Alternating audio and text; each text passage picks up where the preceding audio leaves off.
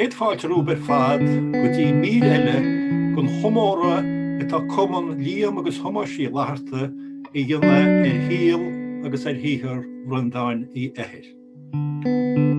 I leabhar bonádúra fad scríomh Breandán bhí an leabhar seo an Nollaig Thiar.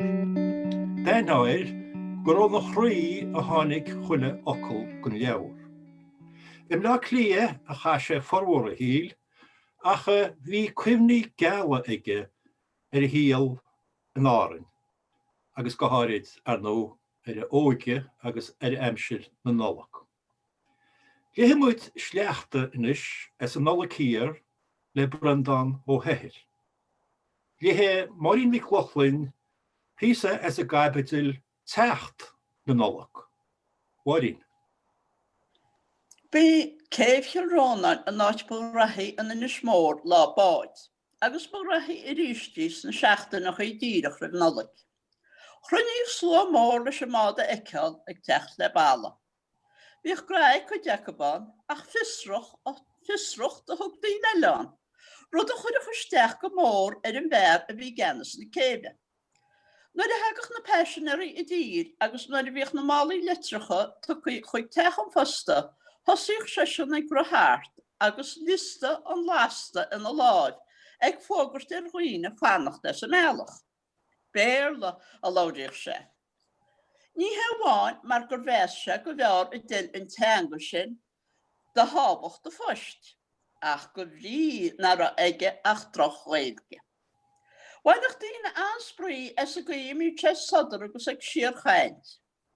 Ag gur a súlach an ealar na háraí a chrochtaí níos as bollag an bháid ar chrán tógeala tarannach gaile. Get out of my way, did a go freagrach.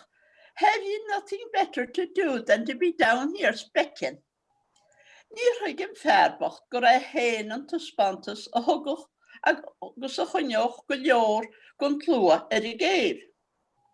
Éitis go suairnóir sé bográch le daoine miscisacha, ceistanacha, amaidecha a chuidir. Nó buscaile in I cinn teile a chrocha suas an chéad, so go is go meach ar inge damáin iad a leannacht go freagrach. Go ferragach. Bé teach an fosta an dar na háit cruníthe lá báid. Beart poiste bhí againn, rinne duna riomh freistal leis Rónan agus chiléine agus ar árne tíomh herde. Dreistal an ferraile an éon bhaile dhéag a bhí ad na 7,000 bóid idir Rónan agus Bangála. Ach salad go dtí cuairt na mailte. Bé nósa bhí na litreacha a luocha amach ó sáirt ar an ghlaí taobh go hecha fosta. Chruinníoch muintead an chin héir go Nílan timpeall a bhir postéin agus bhíonach muintead an chin hir ála tamil sósmór ghaid. Teach na Nollaig barsanna bhíoh litreacha Mherica. Ní raibh mór scríomh litreacha imiscí na líne sin. Go háidí hinna fér. Ach ba bheag duine na scríomfach faoi Nollaig, mar a meáin ach nóta gear I déanta an éirigiid I cheoltaí bhile a gcónaí an trásin bliana. An duine cáir nach bhfuil éon litir faoi Nollaig, bhí údar imrí aige an áit údar gárdachas don éile. Ní hé go do gluchtaína bega rudaí mar sin faoi deara, bhíoch a bhada nimar gárdachab chórsaí tábhachtacha héin. A chuidanta chluise díostíine móra a dtíana trúaid ó siúd a bhí bránach faoi Nollaig. Nuair a bhí díoscríochnaí decha fosta, flódácht am rá go léir agus cuid go na fid steachsan sipaí. De bhar gurú an lé hiite chunaí thar a bheith lua agus bhíoch defir a bhile roiine, chun baíomh leán agus super a réiteach go na páistí. Go míle maithad Máirín, go míle maithad, Máirín Mhic Lochlainn. Inis chuise muid píosa eile as a gaibidil Aran ihe Nollaig. Jim Ward I léithe sé seo. Sin capital R. Ó nuair a tháinig cuimhneagam chugam go raibh Jim líana bes Dearnach I maiile Rónan in inis mór a bhí cónaí orm. Bhí seo teach na múnteora. An red is mar a Nollaig Thiar féin, agus 3 cinn eile mar é a bhí ar an Bána deicach daoine ag an 9 siúr tríd an Ileán íchan a ghíomhrí an solas dís ochel. Míle bóthir in an ard a bhí thar a bheith weignach sna blianta san ar tóidtíthe tá go farsing ar gach taobh deis. Ga má fún féin a dag hí ránú má muhís móthirí, móid ar beirt bhúntóirí a ránáin. Rud amháin bhúntóirí bheith agat ar scoil. Rud eile ar fad iad a bheith agat sa mála freisin. Níor chuir sé seo isteachar go dtí go raibh breis 5 bliana. Mar sin san am úd níor chuirtaí páistí ar scoil chomh agus a chuirtar anois. Cailleadh go raibh a mhór a fanacht leis na páistí a thóradh America iad, mar rá gaeilge go leor acu, a thug go aradm ar an lé, go dtí go raibh sé an am agam sí I meas na níonáin is go náiste Chillrónáin. Sna blianta úd thug a chuid na suí móra passionéirí isteach. Bhí séasta go bheith breithniú orthu is seoladh amach an cún America, agus an tsébhí a tuairtearaid tá mar gearra bhí sin ar bord. Bhí sé crua ar hismóirí ar an fáca go le na glan an léhananta raibh sin. Iad a haolú ar bord na lín go máil thar an Ileán. An nuair úd ina áúil a bheith an cuairt a bhaile taobh si líana ar a luúthe. Nuair mé sús agus nuair thosaigh mé siúil an Ileán, furas amach gur gleann an neor atá áit sa buint thuirde in Aran, mar go rán a chruinneoch chéalta lena náhar tearnach áil ar na seoil, a thugach a níon an wintere go America san nám. Bhí tionachar na farraige le brath ar gach gnéad a héal, léithúil an Ileán.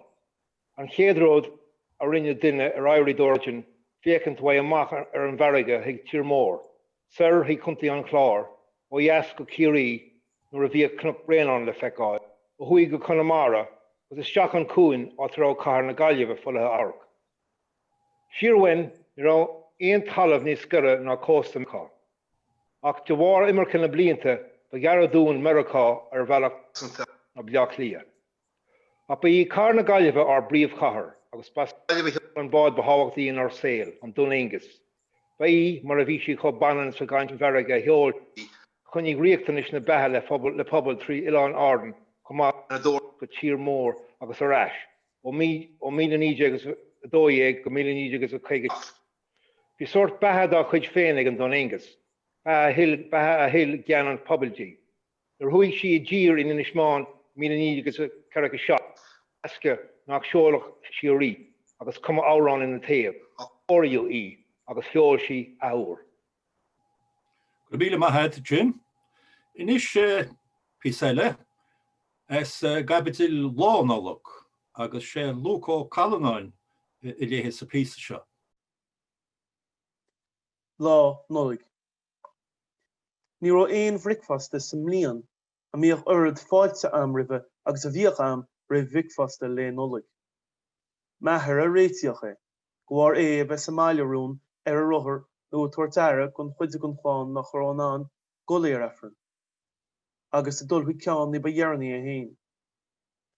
Bhíoch bulle an bhricfeasta úd beag na chomáil in a bhlas, agus ba ba cheantaí leis a dúla bhí am I magún frochta agus an ispíní níos tearnaí I héal a bhúscat. Nuair a tháinig go lá gur molúhan ar wathal amach cháinte, cúlaitheoirt go bún leis a bhrochtán, furas chud deachar dhéanamh nach mór agus a furas éirí as tutíní. Nuair a am an bulle in is féin is ar an Nollaig a chuimhníonn, teacht isteach ón affran stiúcaí. Bhí a lá Nollaig an lá ba chiúne sa mbliain ó theach na daoine abhaile ón darna affran.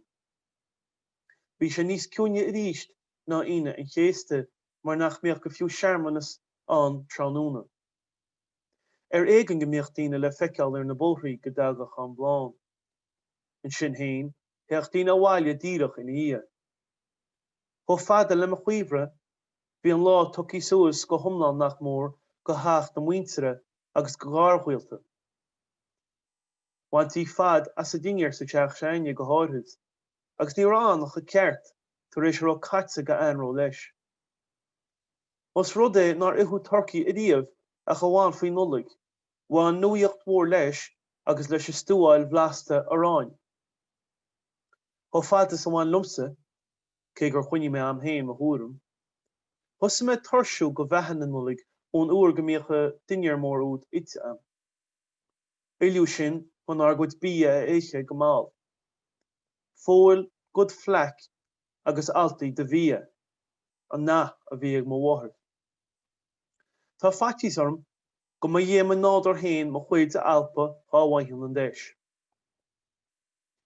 Nuair bhíoh íalach orm tíana go ré, daríonn sacha go muineáil sul míoch móran a chorbe ite am.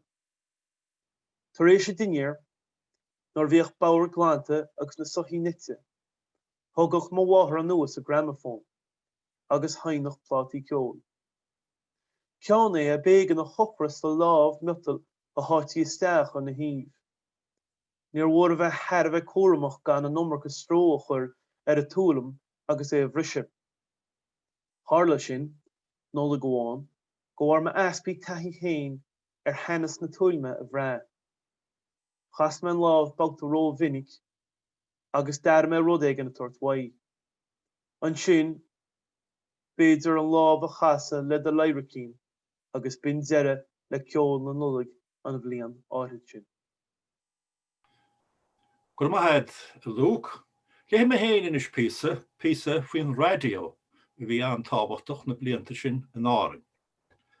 Mahead I dúirte a bhreathnaíoch in Uí ceann na goris ba hábhachtaí sa teach an radio.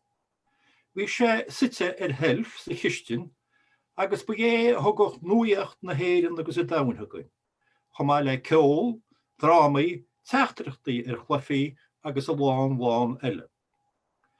Ba gá chaimre lena chluineáil sa tiúil, ceann tirim a heasach TV a ché úsáid go spárálach, agus ceann fleach nar mhórachar go gaiile lena eabhlódáil gach cailcís.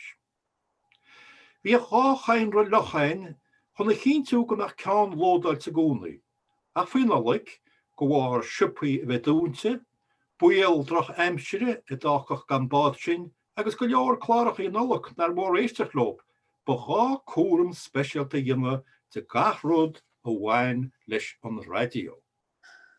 Ba bhúidir íist a hábacht ó hesa an cogadh.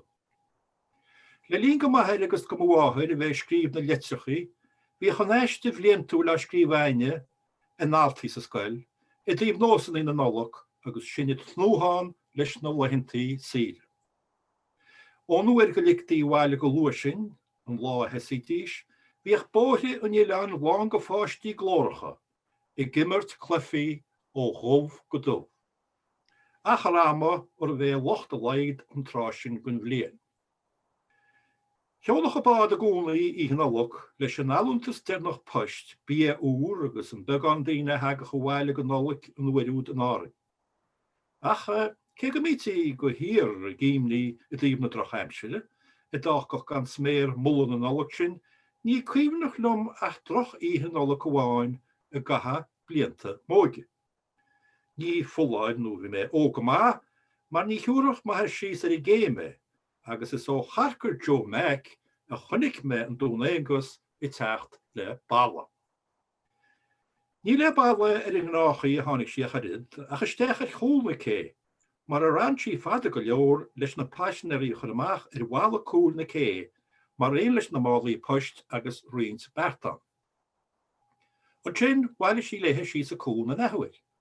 Agus na rom mé héin agus maithe baile leis na leitreachaí agus na pápéir nuaíocht agus go speisialta achtrún bháide go gé, ní ús mo bháthir ach ceiste bháin.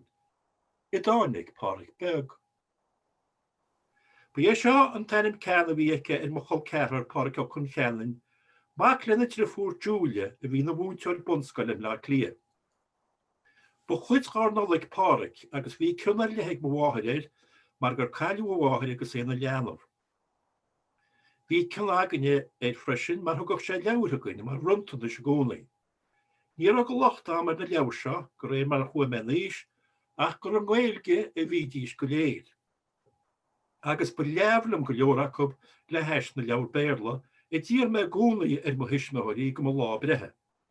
Is cíbal le íalach a chuir na gasú eile, páidir speisialta rá, teach na Nollaig, bliain amháin, go dúrach páric leabhar bhéarla thugann an bbliain áirithe út. Chomach a chéal am a tháinig thugam níos déirnaí, hicinn gur sé fánachain bheith guibh. Ach ní réantais cinn teag am na nuairút na cuasaí ar a páric sátínta bim ná clia I ggéire an Ghaeilge a eilech.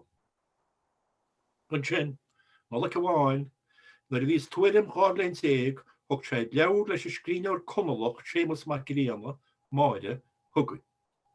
Cúntas a bhí in nuair a bhí mé óg, óige ran a ferste, agus éigen na deag mé bhuime gur sé críochta an.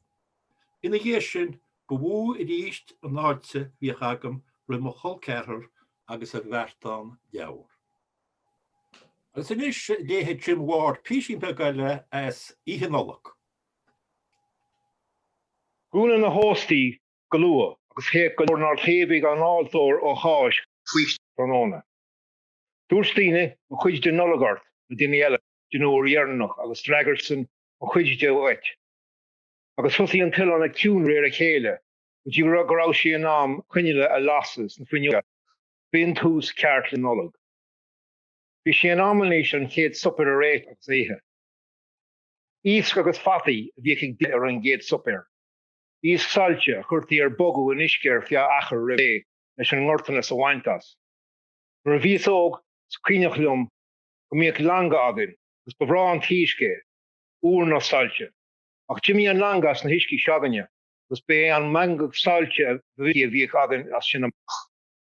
Bhí sé gar I ngéil leis an lang ach anna chuid fiola a bheith. Bhí mangaigh farsing agus beidir iad a warhún garrig le dorú. An chuid nach nitiúr, déanta iad a háile le salanmh agus ina dhí sin chuirtaí á drumús an riad míidís chocrúa le chláracha aimid. Beidir iad a chuir deiscí náid an sin go míidís sé testad de bhéas. Béascí iad a bhre nuair a thógtaí as an in a ráidar. Ag bog agus ní rá le déanamh an se bhre ach anlan geallán na réiteach. Ní an ach friáil.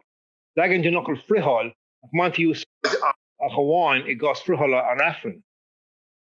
Ba bhínnig an béile céine seo báard I rith na bliana agus speisialtas a garthas agus tíine. Ach sí an Nollaig a bheabhraíonn sé domsa bhealach an speisialta. Ba é an gnás é éithe a thuras na sráide ar oscail, gcuimhne an chéad Nollaig. Mar bhí na dóirse dúnta I meitheal. Ach san am leistíí aon graim gabriíoh ceannantí go mar a bheith beor an amseo ríist agus gabriíoh an líontí ámen. Ag an buí sin bhí Nollaig tosathe I Nollaig. Míle maithagaí a Máirín, I Jim agus a Luke. Marall an Covid seo tá spréad fut dahain ní railelín na gná imachtaí a chur siúlam líana ar gná bhealach. Ach ruine muid rions wá a líne agus má tá sé bh géire breantar op sin a ríist, ní gáchaí becha gail go dtíon saomhatá againn, léamh an Tom O'Flaherty Society. Gur míle maithagaí ar fad. Agus dálann scéil gur míle má speisialta ag Eoin McDonald, marach é siúd í bheith muid an le joban ní seo dhéanamh dog ná mór.